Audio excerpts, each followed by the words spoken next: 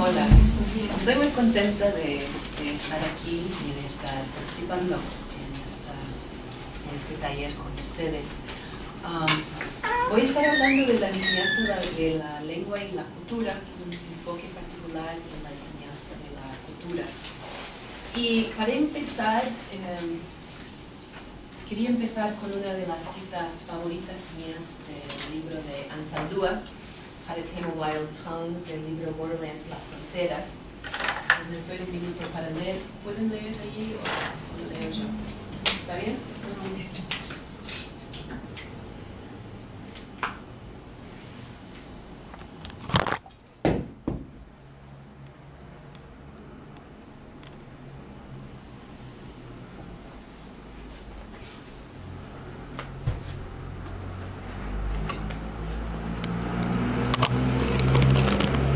A mí me gusta esta cita por dos razones.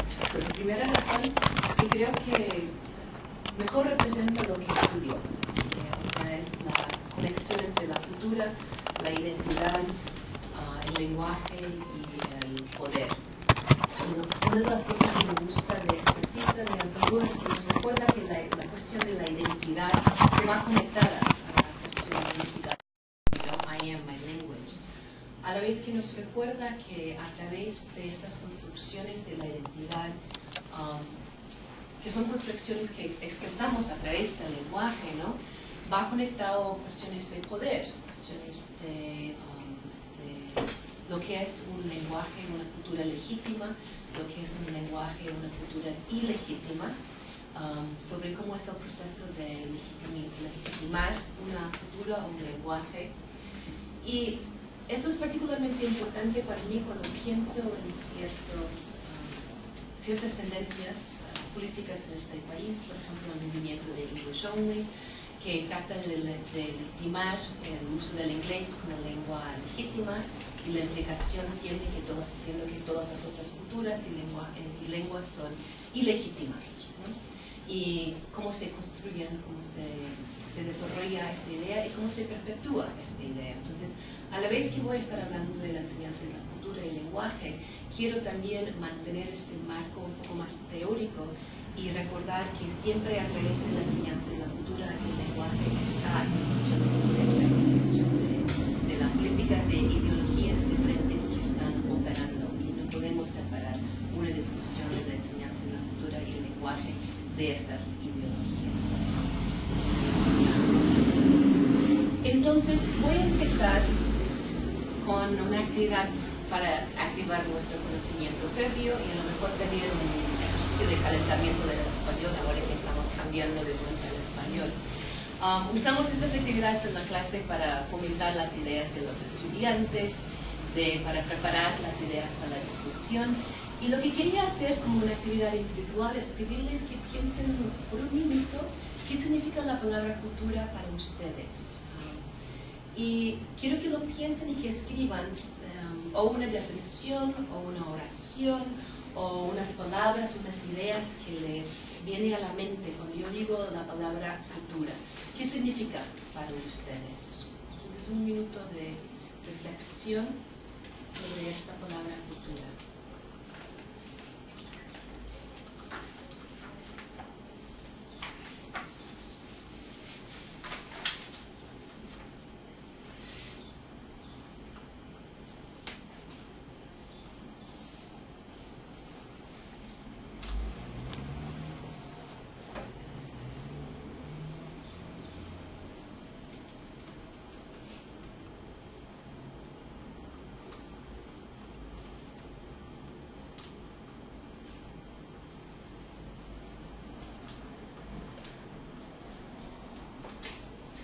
Y ahora que tienen unas ideas con la persona de al lado, quiero que compartan estas ideas para ver si tienen las mismas ideas sobre el significado de cultura y que se diferencian sus ideas.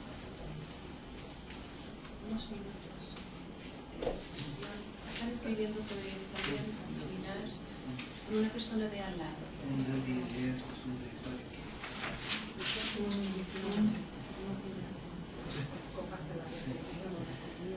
Yo empecé a hacer una lista, no tengo esto de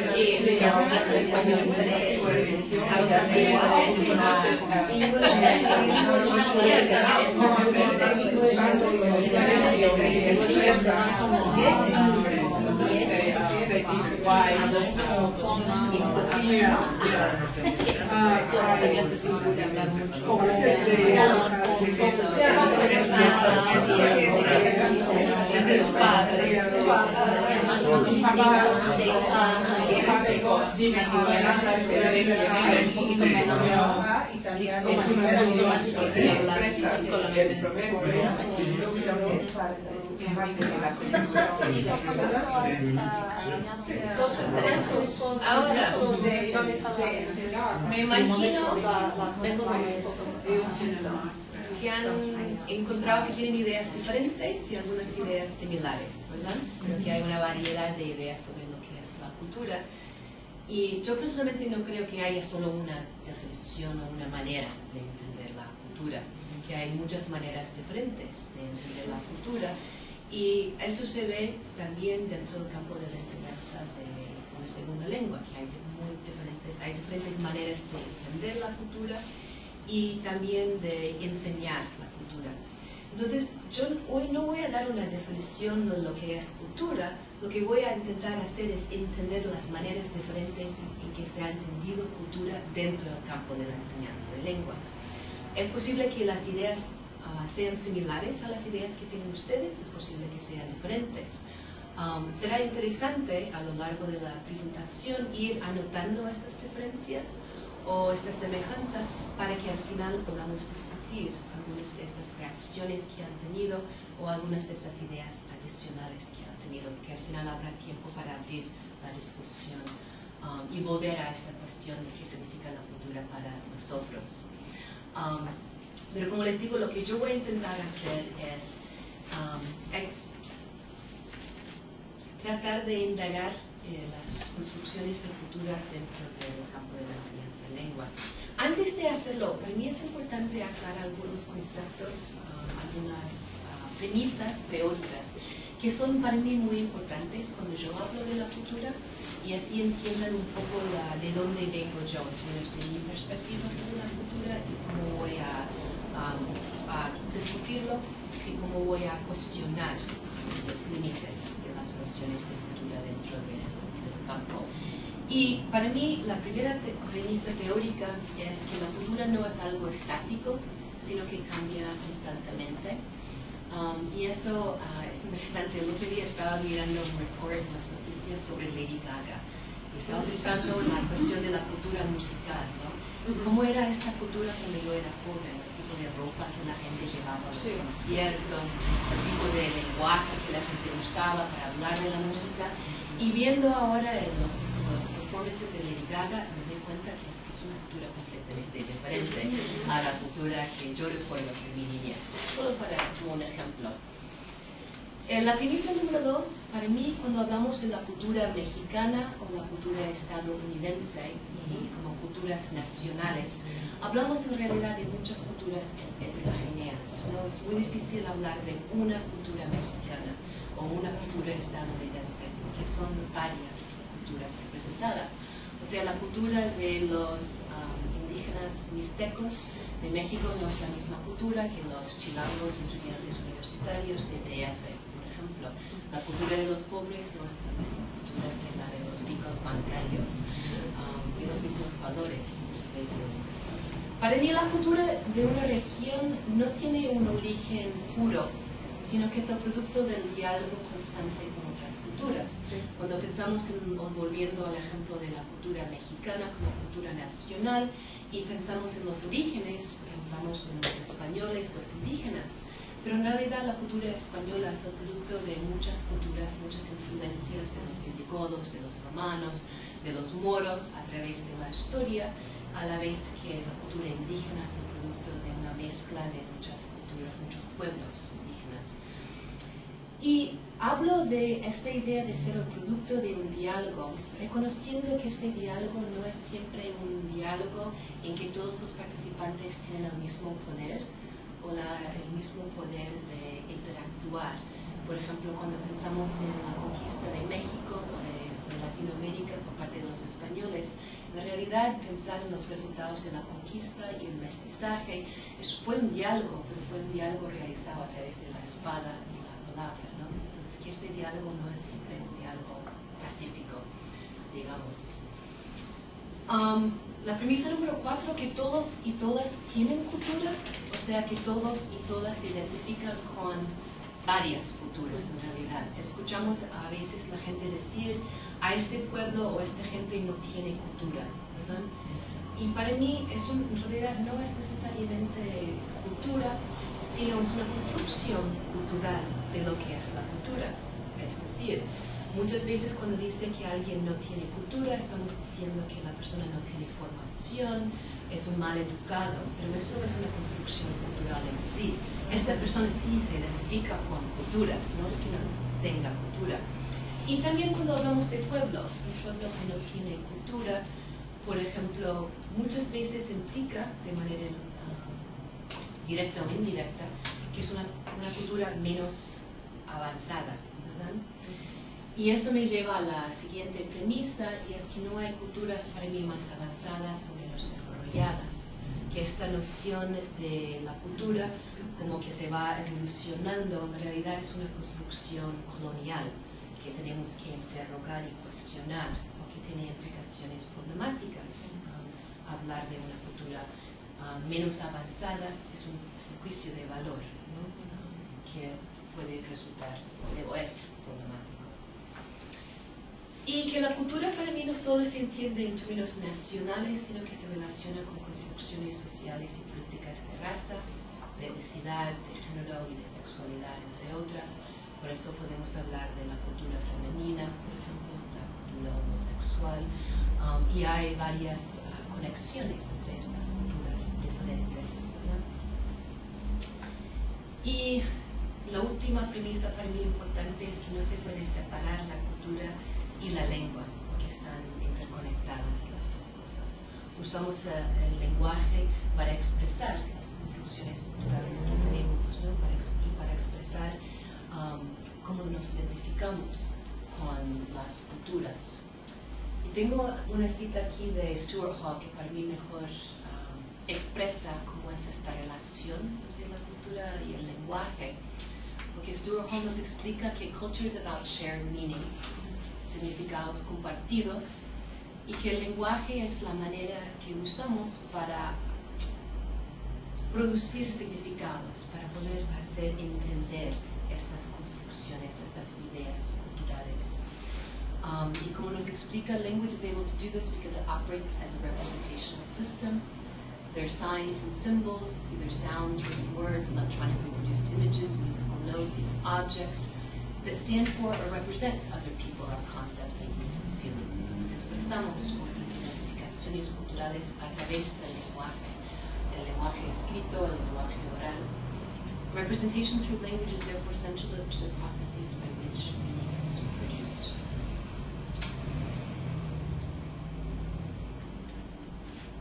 Bueno, teniendo en cuenta entonces estas premisas, voy al grano, que es la pregunta cómo se ha entendido la cultura dentro del campo de la enseñanza de una segunda lengua. Y voy a hablar de varios modelos hoy, de cómo se ha entendido la cultura dentro del campo, dentro de la disciplina. A la vez que voy a estar presentando algunos ejemplos para ilustrar esta idea de cultura y cómo se manifiestan las actividades que usamos en los libros de texto. Y voy a usar usando ejemplos de un libro de texto. Yo siempre he enseñado a nivel universitario, pero he estado en estas semanas haciendo una revisión de libros de texto para el nivel secundario para poder sacar ejemplos de estos libros. Ahora, he tenido que modificar un poco estos ejemplos por cuestiones de permisos legales, que no tengo los permisos de los editoriales, pero más o menos son similares, me imagino, a las actividades que ustedes ven en los libros de texto que se usan para enseñar la cultura.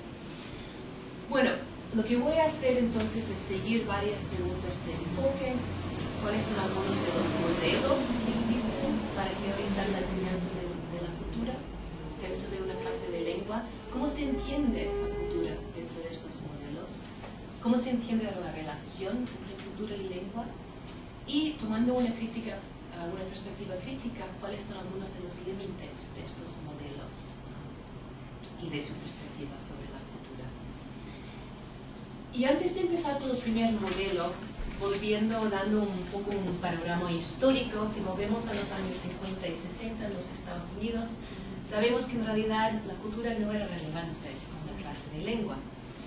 Estamos en estos años con las metodologías predominantes de gramática e introducción, el método audiolingüe. El propósito principal de una clase de lengua era adquirir gramática y vocabulario, principalmente. Entonces se enseñaba a los estudiantes cómo conjugar ser en el subjuntivo. Los estudiantes memorizaban estas conjugaciones de ser en el subjuntivo y usaban las conjugaciones para llenar los espacios en unas actividades, ¿no?, con la forma apropiada del verbo ser en el subjuntivo. Y eso era el enfoque, ¿no?, adquirir esta gramática y vocabulario. Entonces la cultura no se enseñaba porque no se consideraba algo importante en una clase de lengua, se quedaba más bien al lado. En los años 70 es cuando empezamos a ver un cambio con la introducción del método comunicativo, y creo que ustedes van a tener otra presentación sobre el método comunicativo, entonces no voy a entrar en muchos detalles sobre el método. Voy a más bien dar un resumen muy general de las ideas del método comunicativo. Pero según el método comunicativo, el propósito de estudiar una lengua es poder comunicarse. O sea, no es memorizar las formas de ser en el subjuntivo, sino saber cómo usar las formas de ser en el subjuntivo en un contexto apropiado para expresar un mensaje. Eso fue el propósito. Entonces vemos un cambio, ¿no?, bastante fuerte en el entendimiento del propósito de una clase de lengua.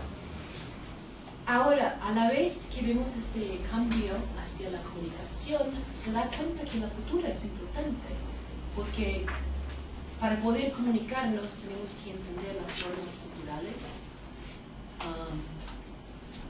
para saber cómo comportarnos, cómo interactuar, cómo realizar esta comunicación. Entonces, por fin, la cultura se integra en una clase de lengua, aunque todavía se mantienen la lengua y la cultura de manera separada. La cultura, en esta perspectiva, es algo funcional como el lenguaje. El lenguaje es funcional, tiene funciones, la gramática, y así es como aprendemos a hablar de manera, según el Del Hymes, de manera effectively, appropriately, and accurately. famosa de Delheims, ¿no? Y la cultura facilita la comunicación a nivel funcional. Entonces es un breve resumen del método comunicativo y ahora vamos a un ejemplo. Los ejemplos que he sacado del libro de texto saqué de un capítulo que se llama ¿Cómo ser un buen turista? Es un libro de texto, como les dije, para la escuela secundaria. Y una de las metas culturales que pone en la primera, sabemos que en la primera página del libro de texto pone las metas, ¿no? Las metas en términos de lenguaje, las metas en términos de vocabulario. En este caso, la meta cultural para el capítulo es to read about travel destinations in Spanish-speaking countries. Entonces, la primera cosa que notamos en términos del entendimiento de cultura aquí es que la idea de la cultura es un proceso de adquirir datos y información. Es datos y es información, en este caso, sobre sitios turísticos. Y vemos aquí la actividad. Está en una cajita que viene al final de una página, porque aquí el contenido y el formato es importante, ¿no? Y sabemos en muchos de los libros de texto que la nota cultural, siempre son cajitas. Fondo cultural, nota cultural, usan diferentes títulos, pero para mí es importante reconocer que siempre vienen aparte, ¿no? Es esta idea que la cultura y la lengua son separadas, ¿no? La cultura lo ponemos en una cajita y dentro de esta cajita presentamos datos, presentamos información. Esta es la cultura. Aquí en este ejemplo hay una obra de arte de Juan Ramos que se llama Camino de Salvatierra. Y si no pueden ver muy bien la foto, es de una calle y según la descripción, voy a leer la descripción si no pueden leer. Juan Ramos nació en Chihuahua, México. Él grew up en los Estados Unidos, pero en el año 2004 regresó a México otra vez y abrió un estudio de arte en la ciudad de Loreto. Los temas principales de sus pinturas son las ciudades pequeñas en la costa de Baja California, donde él iba para pintar y practicar surf. Este cuadro es de una calle muy conocida de Loreto que va desde la playa hasta el centro de la ciudad. Cada año esta ciudad recibe a muchos turistas. Entonces, de información aquí, los estudiantes están recibiendo información sobre el pintor, el Juan Ramos, y una descripción, un poco de información sobre su vida y una descripción del cuadro que están mirando. Otra vez son datos, es información. Lo que no hay en esta descripción es una consideración del contexto histórico, contexto social en que trabajó el pintor. No explora la representación de este pueblo en esta obra de arte, que es una representación, de hecho, muy típica de las representaciones de México en los Estados Unidos, ¿verdad? Es una calle con plantas exóticas, muy bonitas, es una calle colonial de piedra, y lo más interesante es que no hay gente en esta calle, ¿verdad? Porque parte de ser un turista, según estas representaciones, no interactuar con la gente, es ver las plantas, ver la calle colonial, no entender por qué la calle colonial era una calle colonial. Entonces ya empezamos a ver inmediatamente los límites de esta representación de la cultura, ¿no? La información que no se incluye y la representación a lo mejor problemática para los estudiantes de los Estados Unidos de cómo es la cultura mexicana, porque se reduce hasta cierto punto a estereotipos.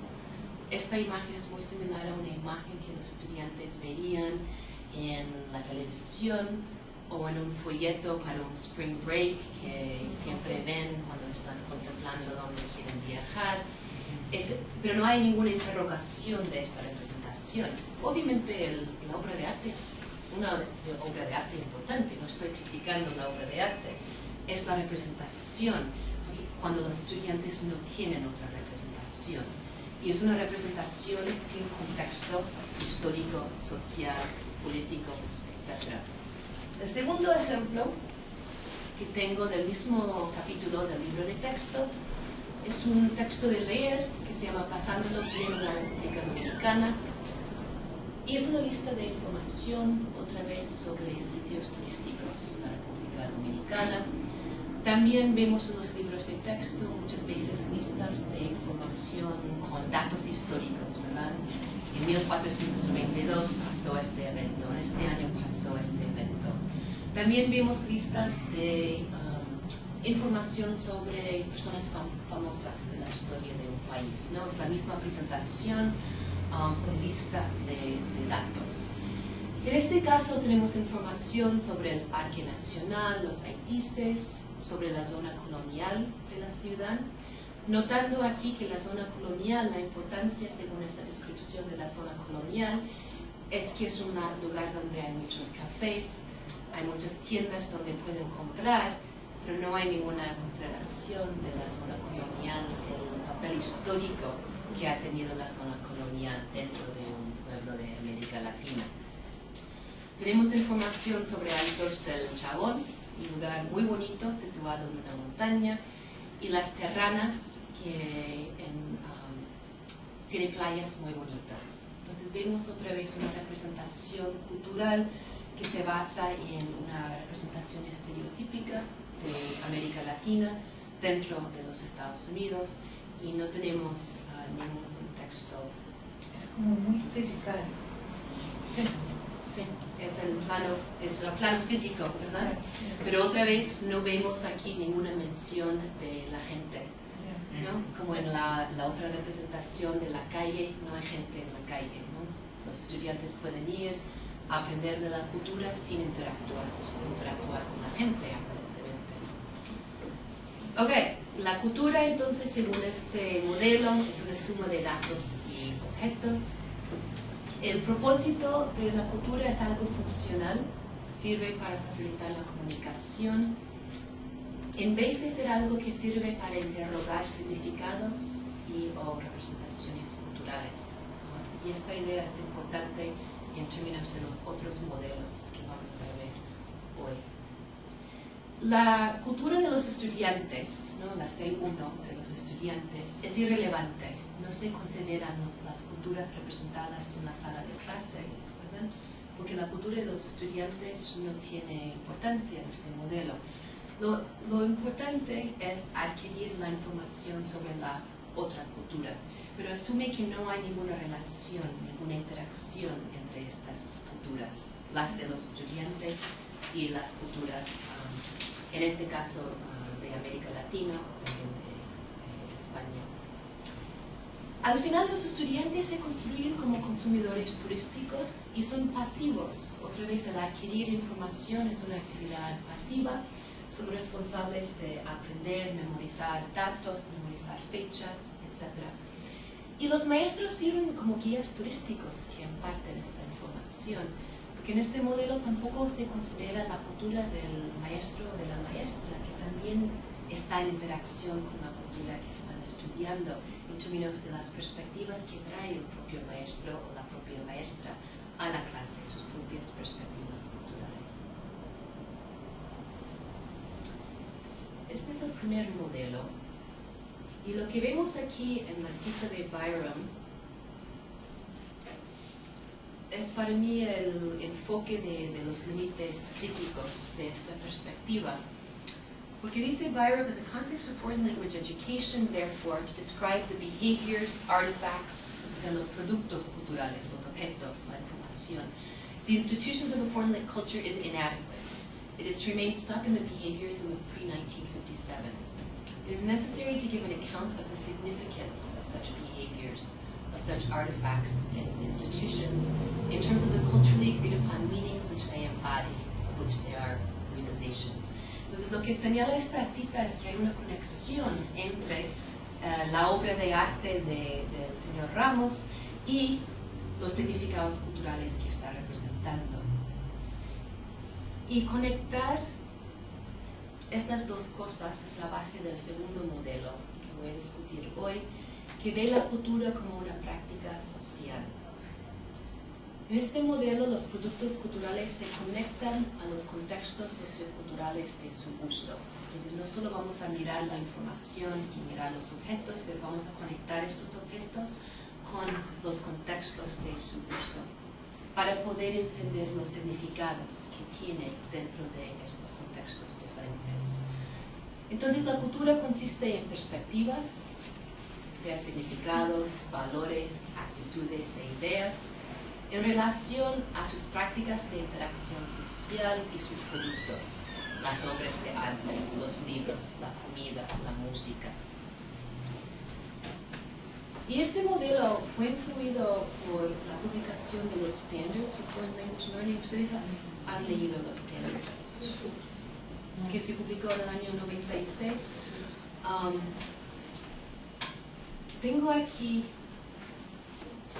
un resumen de solo una parte de este documento. Si les interesa, pueden encontrar el documento por internet, haciendo una búsqueda de National Standards for Foreign Language Learning, publicado en 96. Y lo que intentó hacer este documento fue reconsiderar los objetivos de la enseñanza de una lengua, conectando communication, cultures, connections, comparisons, and communities. Es the 5 C's. Se escucha hablar de los 5 C's mucho. Esos son los 5 C's, ¿no? Entonces vemos por primera vez que la cultura está presente como uno de los objetivos importantes del estudio de una lengua, porque tiene su propio círculo interconectado con los otros círculos. En términos de la cultura, lo que tengo aquí son los 2 standards que se relacionan con la cultura. It's to gain knowledge and understanding of other cultures, broad goal.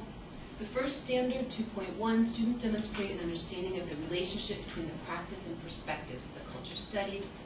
The second standard, students demonstrate an understanding of the relationship between the products and the practice and the perspectives. Entonces vemos otra vez la conexión entre las perspectivas, las prácticas y los objetos, ¿no? Que no solo vamos a hablar de la comida, pero los usos socioculturales de la comida y los valores que se conectan con la comida, ¿no? Entonces vemos ahí la construcción, que es bastante diferente en términos de su perspectiva al otro modelo. Volviendo al ejemplo del libro de texto, tengo aquí otro ejemplo que muestra esta perspectiva. Aquí tenemos el mismo capítulo, cómo ser un buen turista, y tenemos el Culture Goal 2, que viene de la primera página del libro, Understand Cultural Perspectives on Traveling. Entonces vemos ahí en la expresión, en el lenguaje de esta meta, un cambio. No estamos hablando de adquirir datos o información, sino entender perspectivas diferentes. Y tenemos un texto sobre el autobús latinoamericano, y voy a leer el texto, si no pueden. El autobús es un medio, means, de transporte común en América Latina.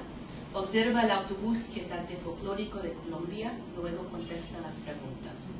La primera pregunta, ¿qué llevan los pasajeros en el autobús? ¿Qué crees que indican estas cosas sobre sus vidas? La segunda, ¿a dónde crees que van las personas en el autobús? ¿Piensas que sus viajes duran mucho o poco tiempo? ¿Por qué?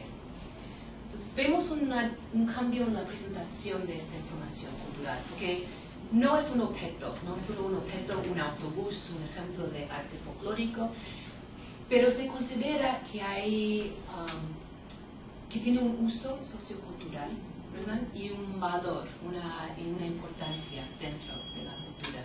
Y pide que los estudiantes exploren estos significados. Ahora, a la vez que eso es importante, podemos por otro lado también ver algunos límites críticos también de esta perspectiva, ¿verdad? El texto en sí no nos da contexto histórico, social sobre este autobús. De hecho, presenta el autobús como un autobús latinoamericano. Sabemos que es la chiva de Colombia, que no se usa este autobús, ni existe esta tradición de arte folclórico en todos los países latinoamericanos. Entonces es una generalización y es una presentación de la cultura todavía desconectada del contexto histórico, el contexto social, el contexto político, por ejemplo. Entonces, en este caso, volviendo al modelo, la cultura se entiende como la relación entre los productos y los contextos socioculturales de su uso.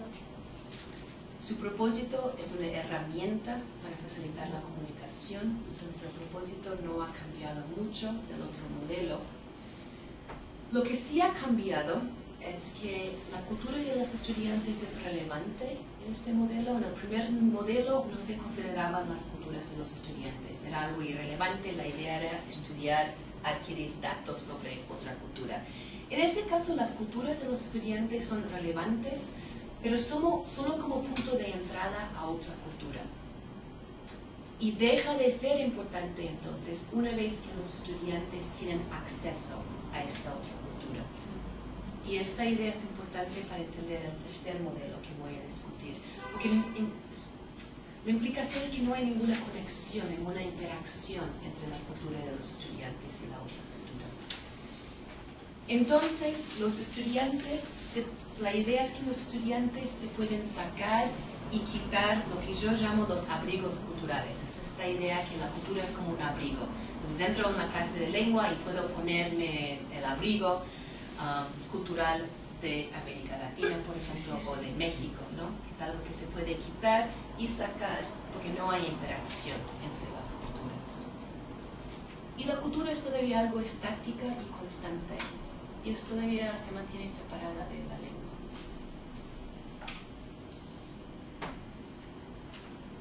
Ahora, Cranch señala en esta cita un cambio de perspectiva importante.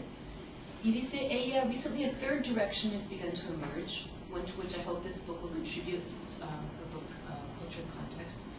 It too sees culture both as facts and as meanings, but it sees it as a place of struggle between the learner's meanings and those of the native speaker.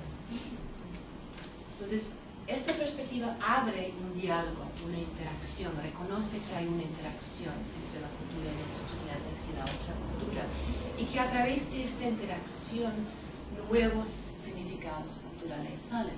Y ahí estamos entrando en la noción de las culturas híbridas, ¿verdad?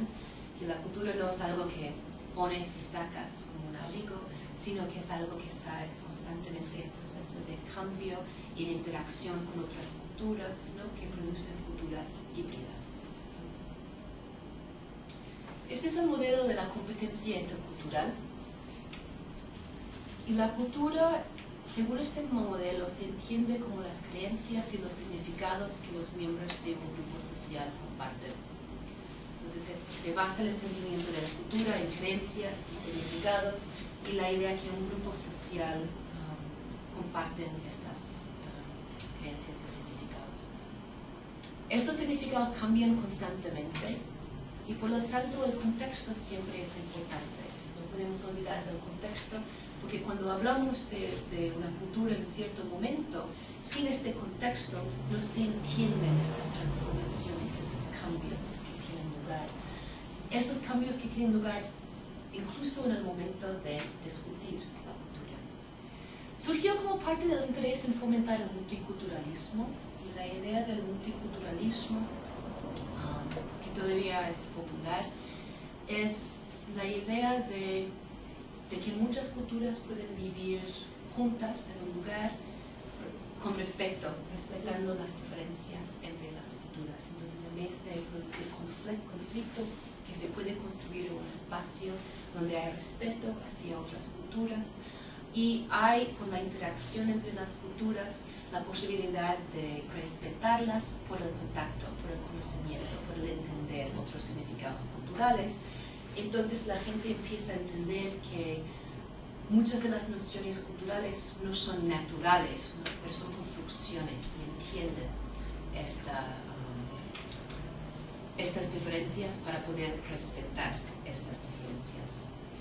En este caso, entonces, la cultura 1 de los estudiantes, o las culturas, siempre hablo de las culturas de los estudiantes, porque me gusta asumir que todos los estudiantes en una clase sean de la misma cultura, ¿verdad? Que las culturas de ellos interactúan con la cultura que están aprendiendo. Y a través de esta interacción hay nuevos significados culturales que se producen, hay nuevos entendimientos. Entonces, la cultura es una herramienta para facilitar la comunicación y para entender las diferencias culturales, con la idea de poder respetar estas diferencias culturales. Y esto es un cambio importante de perspectiva en términos de los otros dos modelos que hemos visto. Fue difícil en el libro de texto encontrar un ejemplo de la competencia intercultural para mostrarles, pero encontré esta actividad que tiene algunas de las características para poder tener un ejemplo, aunque tiene límites. Es una actividad de escritura. La idea es que... Sí, lo voy a explicar. Se llama La cultura en vivo. El primer subtítulo, los códices. Antiguamente los indígenas americanos viajaban de un sitio a otro para explorar nuevos lugares, comunicarse con otros grupos indígenas y buscar rutas para el transporte de sus productos. A veces los viajes eran largos y cuando se alejaban mucho necesitaban anotar el camino para poder regresar a sus casas. Para recordar el camino de regreso, las cosas que veían y los resultados de sus intercambios comerciales, anotaban sus observaciones en unos libros llamados códices. Entonces este texto explica el valor que tenían los códices, ¿no? El valor dentro del contexto sociocultural de su uso. Era una manera para los indígenas de reconocer la importancia que tenían los viajes en su vida y de grabar las experiencias que tenían a través de estos viajes en términos de los contactos con otras personas, los productos que intercambiaban, cuántos caballos intercambiaban, etcétera, etcétera, ¿no? Entonces explica el valor cultural que tenían los códices, no como objeto, sino el enfoque es en el valor, el uso, la perspectiva que tenían sobre los códices. Ahora, después, la actividad intenta personalizar los códices en que los estudiantes tienen que contar un viaje imitando un códice. Entonces, las instrucciones para los estudiantes son: piensa en un viaje que quieres contar en tu códice. Incluye entre 4 o 6 eventos. Escoge los momentos importantes y represéntalos siguiendo una secuencia lógica. Haz un esquema en una hoja de papel para planear el códice. Piensa en cómo vas a representar los dibujos y símbolos, los lugares, medios de transporte, actividades y otros detalles importantes. Dibuja el códice usando una variedad de colores. Lo más importante es que el lector pueda leer la historia de tu viaje por medio del códice. El códice debe ser un dibujo continuo. Y cuando termines los dibujos, dobla el códice como lo hacían los aztecas. Entonces, al personalizar la actividad, los estudiantes tienen que pensar en el papel de los viajes en su propia vida, la importancia que tienen los viajes. Lo que para mí falta esta actividad en términos del análisis y en términos de la competencia intercultural es una comparación, una consideración de qué eventos decidieron representar los estudiantes, qué valor tienen esos eventos en su vida y cómo son diferentes estos eventos que los eventos que representaban los indígenas y sus códices. Para mí eso sería más fuerte en términos de ser una actividad de competencia intercultural, porque así entran en diálogo las culturas, ¿no? De los estudiantes, su perspectiva sobre los viajes y de los aztecas y su perspectiva sobre los códices. Ahora, 2 límites críticos de este modelo. Primero, asume una relación simétrica de poder entre las culturas. Y si volvemos aquí, no pueden ver muy bien, pero la última representación del códice, ahí abajo, dice: algunos códices muestran el contacto entre los indígenas americanos y los europeos.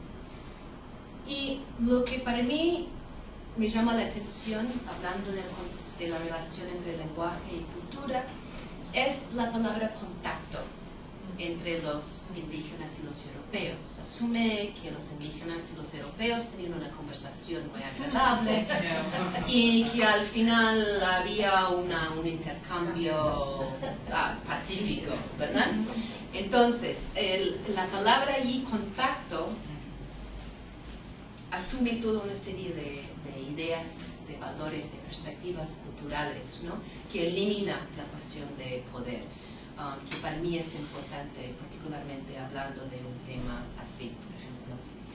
Y a veces enfatiza demasiado la armonía cultural, mientras en realidad el contacto cultural puede producir conflictos.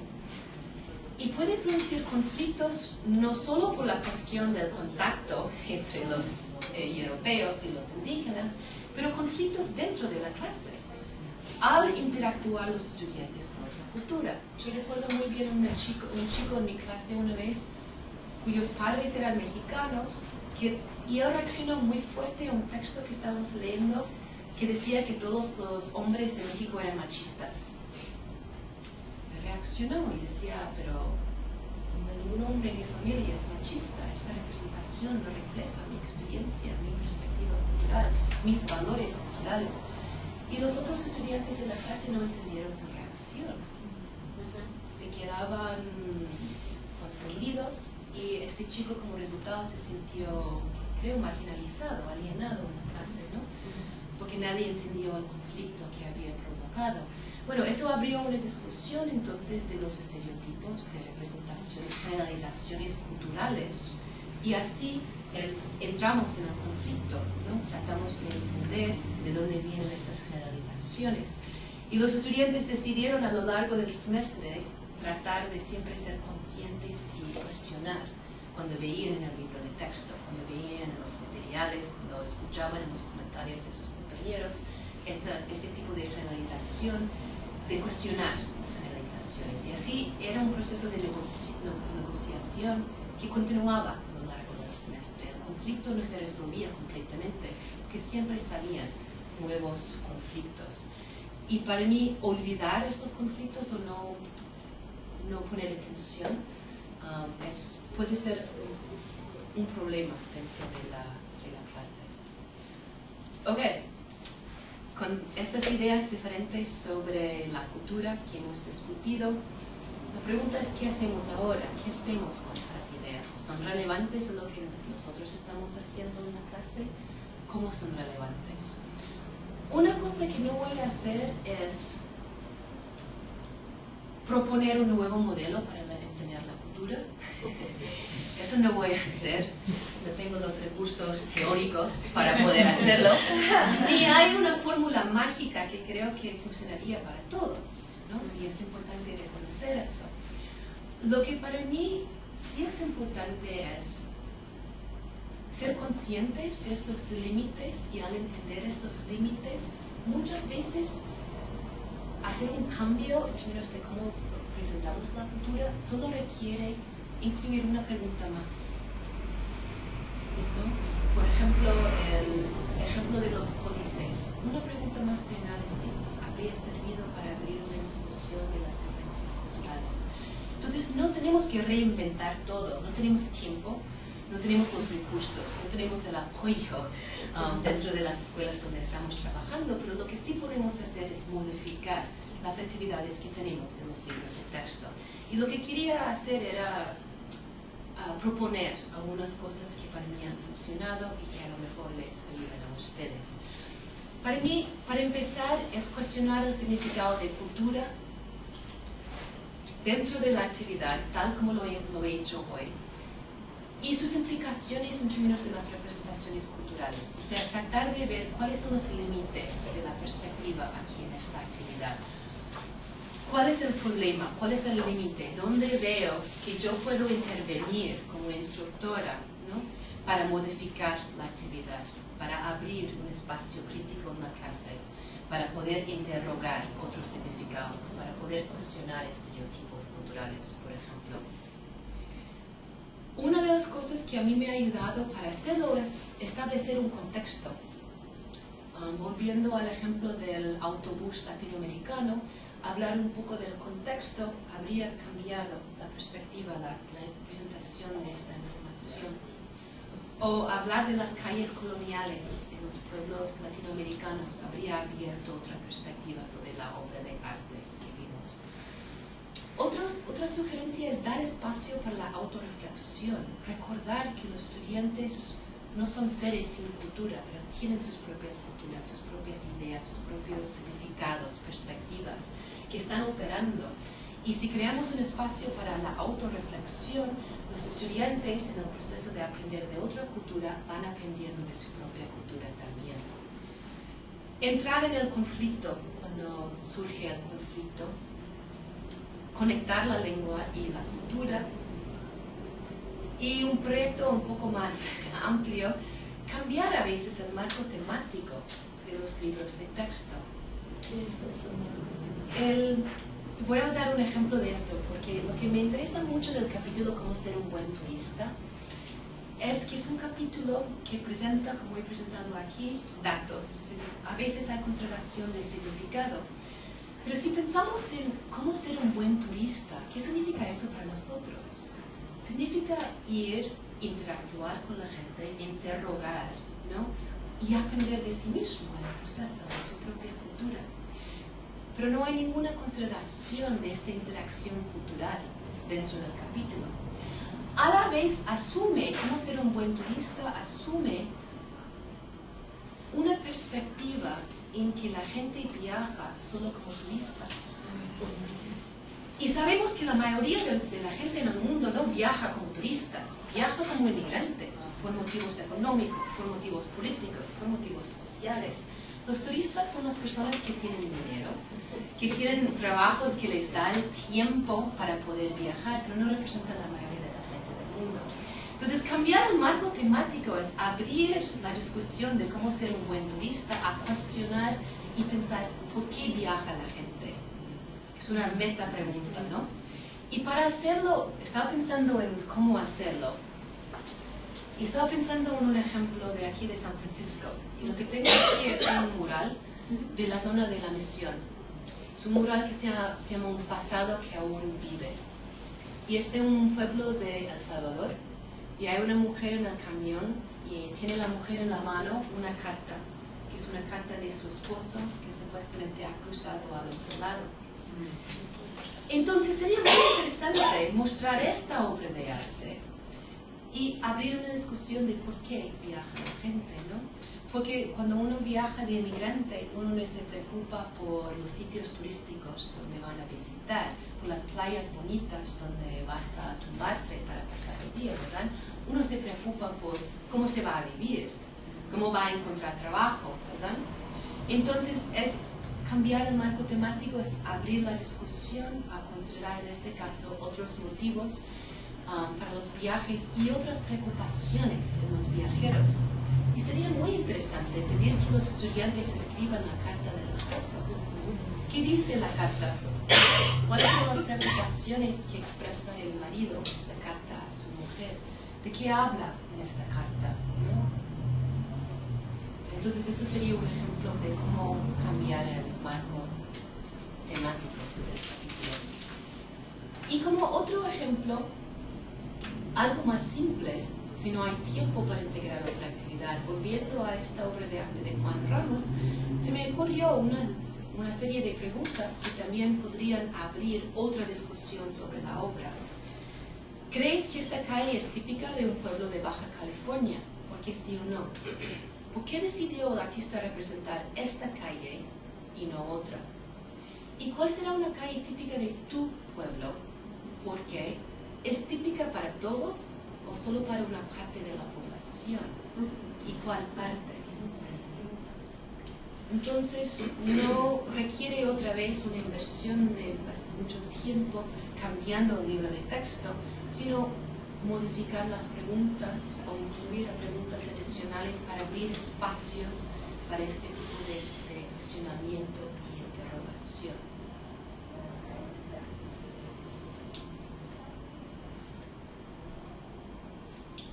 Bueno, tengo la sensación de haber hablado demasiado. Entonces quería volver, no sé, no estoy mirando la hora. Si hay tiempo para volver a la pregunta ¿qué significa la cultura para nosotros? Si han cambiado sus ideas a través de la presentación, ¿en qué sentido?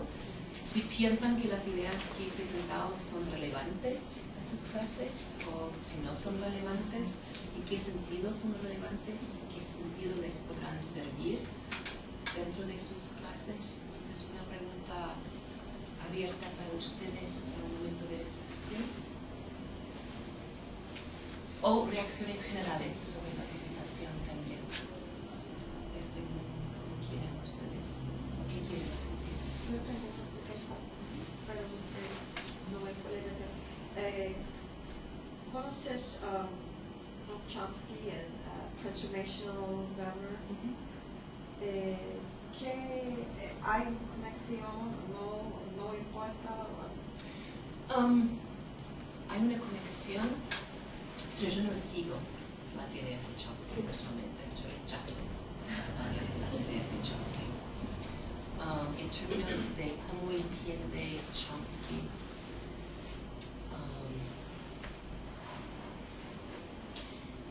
cómo entiende el proceso de aprender una lengua, respeto mucho lo que ha intentado hacer con su proyecto, porque creo que fue un proyecto de concebir el proceso de aprender una lengua de manera democrática, que va con sus otros proyectos políticos. O sea, la idea que todos tenemos Universal Grammar en el cerebro significa que todos tenemos las mismas capacidades, ¿no? Eso es una idea muy intelectual, pero sí, no es muy útil para nuestros como maestros a las escuelas públicas.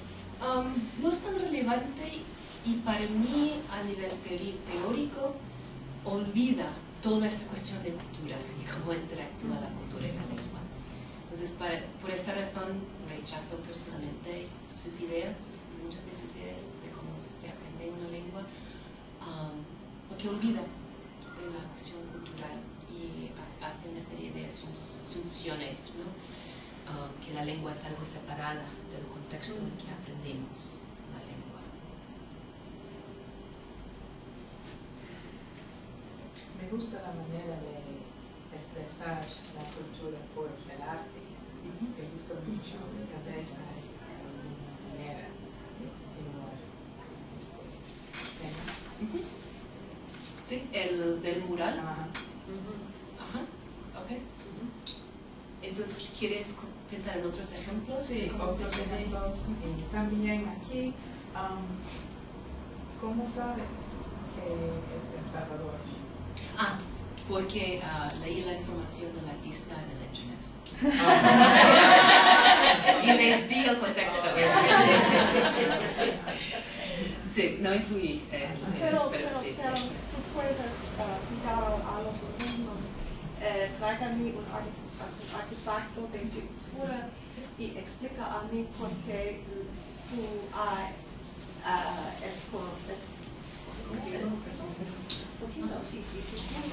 la arte o los morales de los víctimas, ¿sí?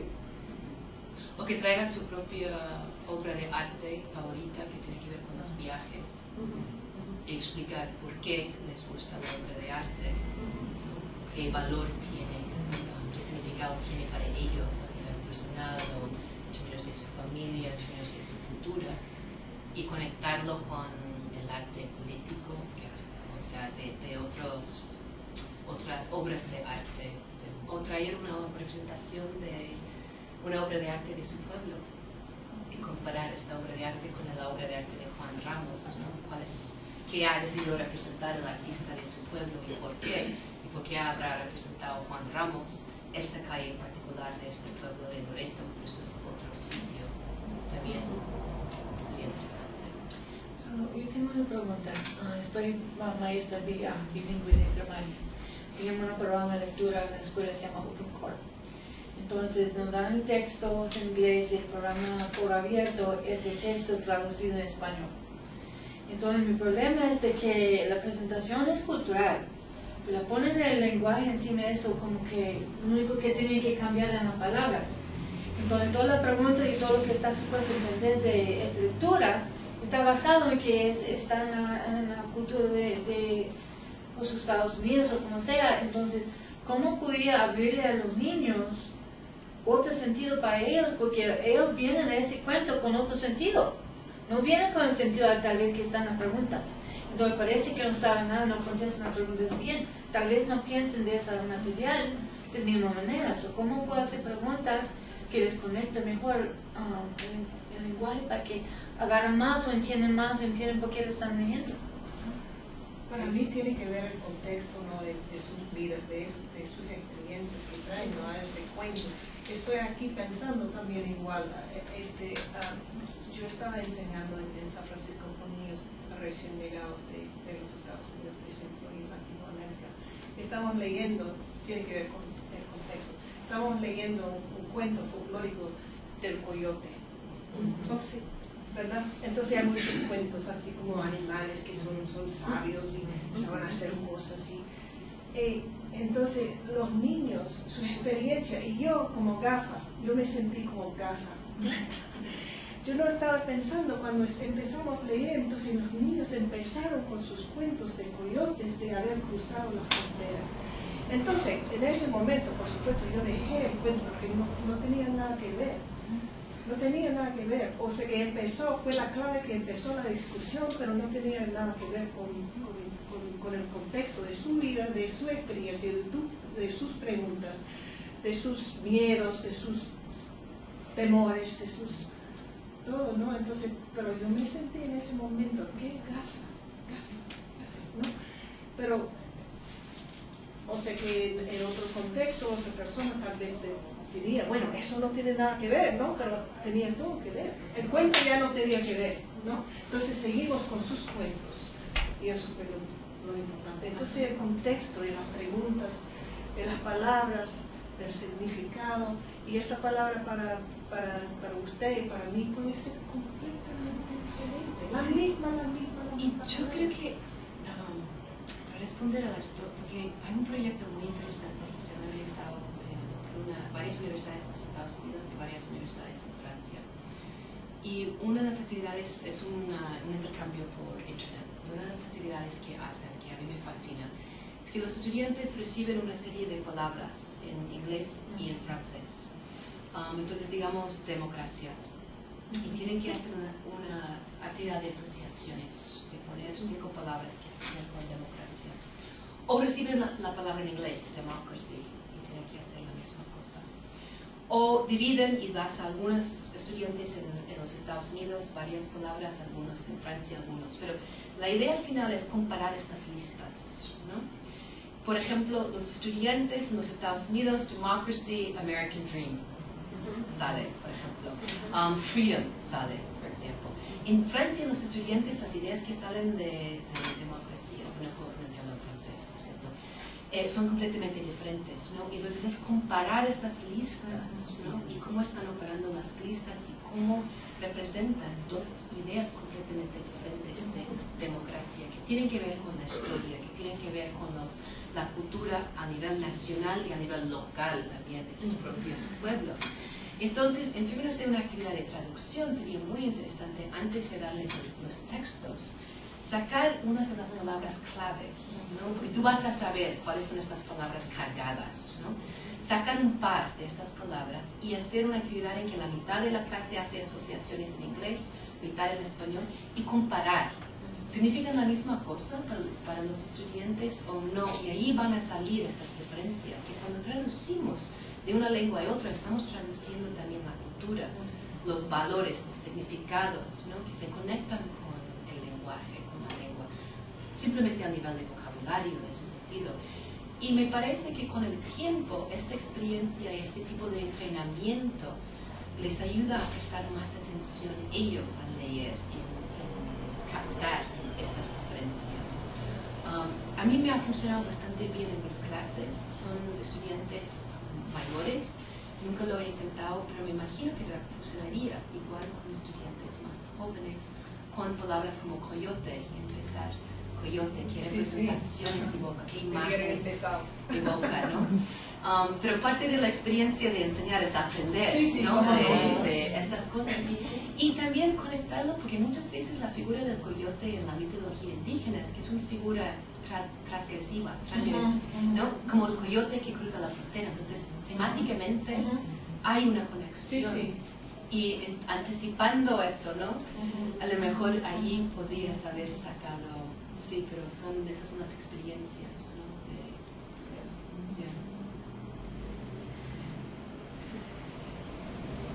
pienso de cómo enseño cultura en mi clase de kindergarten. Yo espero que puedo tener un intercambiar entre culturas, porque yo soy de aquí y ellos son de diferentes culturas, y lo más que puedo hacer es respetar, presentar mi cultura y respetar su propia cultura de ellos, y también ellos son de diferentes culturas, y también ellos tienen su propia cultura mejor que yo, y sus familias pueden enseñarlos mejor de su propia cultura que yo, la maestra. Y creo que es importante porque se ha asumido mucho en este campo que el maestro o la maestra llega a la clase sin personalidad propia, sin cultura, sin traer sus propias construcciones, sus propios entendimientos, sus propios significados y valores, ¿verdad? Con un deseo para aprender y con mente abierta. Pero entrar en la clase reconociendo que tú llegas con una perspectiva cultural abre una discusión muy bonita entre tú y los estudiantes, en que tú estás aprendiendo de ellos y ellos de ti. Entonces eso establece un ambiente más cooperativo en que todos participan a nivel afectivo, a nivel cultural, porque también estamos hablando de los afectos, ¿verdad?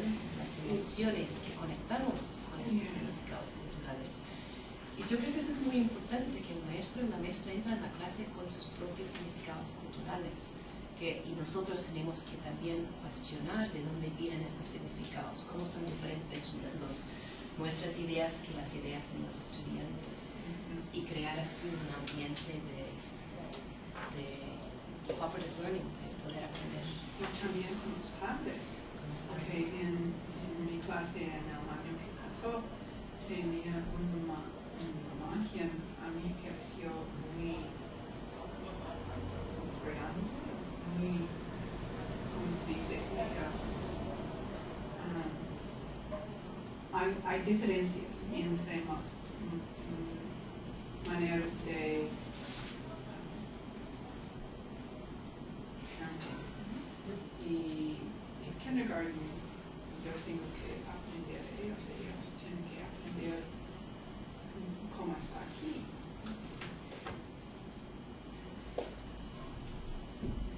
Eso es muy importante.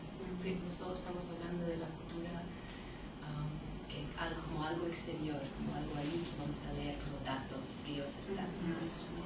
También una balance de poder ahí, porque la cultura aquí, entonces tiene que acordar de que hay una balance de poder ahí, porque cuando uno viene, aunque lleve su cultura y no se sacrifica algo, pues aparte ya es otra cultura que es dominante, y uno no puede venir a tener exactamente como lo tiene en su propio país, porque la política todo es diferente, el poder todo es diferente. Se viene aquí, sí está bien, así lo hacía, pero aquí se hace así. Y uno lo dice con la bondad de ayudarles a entender cómo es, pero imponerlo, es parte del proceso, no tiene uno que imponer, pero se impone. No, tu hijo no puede andar corriendo así, aquí se tiene que así, ese es respeto aquí, si no lo hace, lo consideran respetando. En su familia tal vez era respetable o no se permitía. Entonces tienen que decir, si le haces eso enfrente de otra policía, él no te va a entender, se le tienen que enseñar cosas. Y no si uno está de acuerdo o no de acuerdo, ¿no? Sí, son estrategias, ¿no? Porque para tener éxito en las escuelas hay que conformar estas Entonces, pero como estás diciendo tú, hay una manera de hacerlo sin entrar en los juicios de valor, ¿verdad? Sí. Es que hay diferencias, estas son las diferencias, y entendemos las consecuencias de estas construcciones, ¿no? No es que hay una manera correcta e incorrecta de hacerlo, sino que hay consecuencias y hay una manera que la cultura dominante percibe como correcta, y interrogar esta noción de lo correcto, como Anzaldúa interroga la noción de ser legítimo y ilegítimo, ¿no? Pero a veces parece muy divertido que los padres entienden algo inmediatamente, o los niños entienden algo importante inmediatamente. Es difícil para recordar siempre este balance de poder. Sí.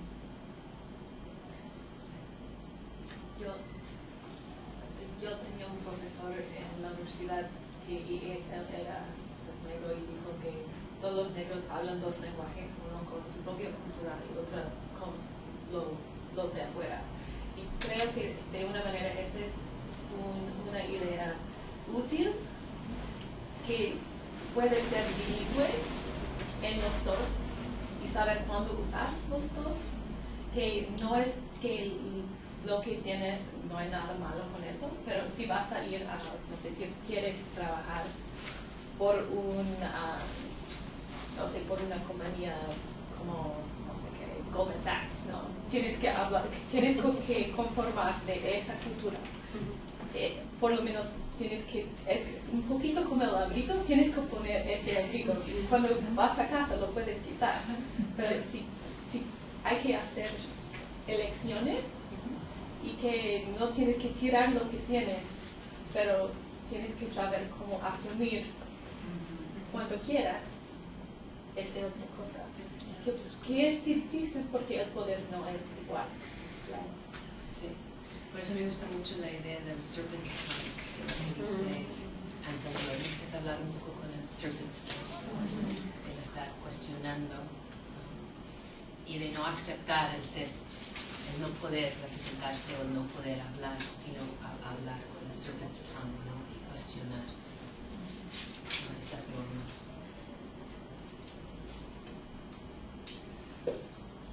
Y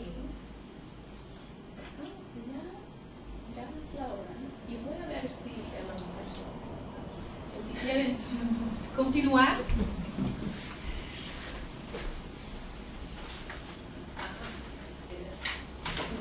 Hasta la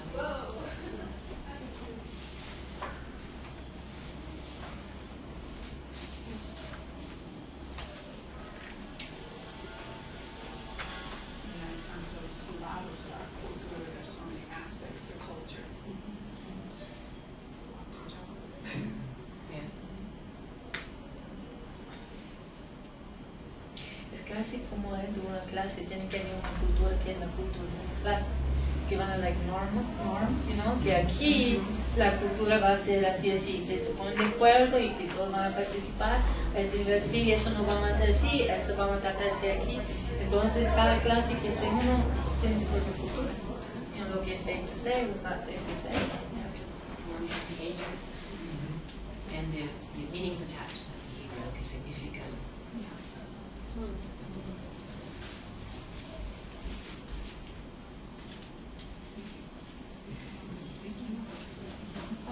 Is it possible to get the little presentations, the little bullet points of the pros and cons of the last two approaches? I can send my slides to Jean. Actually, she already has them. I don't know, that would be, it's kind of useful, especially in Spanish. Take them home and try them with mothers. What are you talking about? I couldn't write faster. What does an overcoat have to do with language learning? I said, well, it's a metaphor. Jean has the PowerPoint. I have no problems if she distributes it. Just for practice too. Well, see, look, I was able to understand most of this. What textbook was that you picked up? Was it the same textbook? It was the same textbook. Yeah. It was a Pearson Interacciones, I think it's called. Yeah, I think that's what it was called. I'm not sure I should say what it was. To get the 30-day access, you have to sign all of those waivers and you're going to use it for all of these different purposes, right? Which is why I modified it and sort of tried to recreate the activities based on what I'd seen in the textbook. But it was Interacciones. And there's like 5 different levels, like A, B, C, and then, no, it was A, B, 1, 2, 3. It was from the, so then they Wow. no, but after it came after A, B, C. Okay. A, B, so I assume it was going by for 4 years. There are 4 textbooks, so that would have been, the one would have been like the 3rd year, junior, in the sequences. Like the European way where it goes, right? They go one, like for them A is 1 and for us A is 4, so it's just that little direct point, it's just the. Yeah. I like the first